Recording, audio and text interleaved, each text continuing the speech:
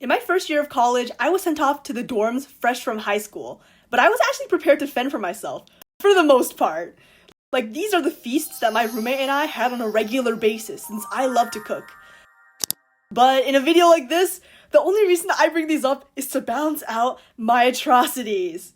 Starting with the most haunting of which were these burritos, which I feel is one of those foods that's really difficult to get wrong.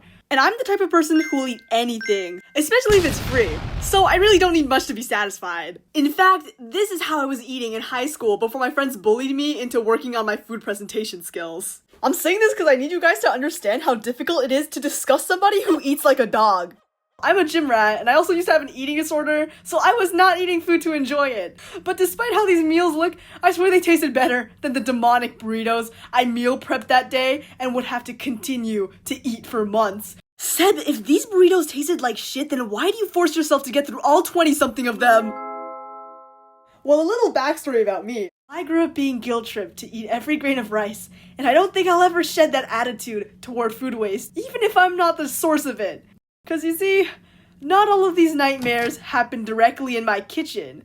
In some cases, I don't even know who was responsible, because I was, and kinda still am, a food scavenger.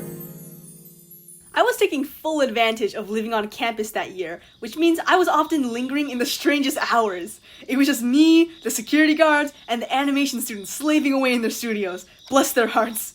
I don't recommend doing this because of the health and safety concerns of eating potentially compromised food from unknown sources that have been out for unknown time periods while diseases are in the air. Public service announcement over, so here are my top 4 finds in escalating rarity. A stray slice of pizza left in the cafeteria by the window. A vulnerable bag of mixed nuts. An entire third of a pizza. And the rarest of all. So I was working on school computers when these 2 girls abandoned almost an entire loaf of bread and near complete jars of peanut butter and jelly in my peripheral vision. I was, of course, being nosy and eavesdropping, which is how I learned that this was their unique contribution to a potluck. A PB&J sandwich making station. They were bummed about how unpopular it was, but little did they know, this was great news for yours truly. It can be said that by bringing the common allergen of peanuts to my private chambers, I saved lives that day. So what did we learn today?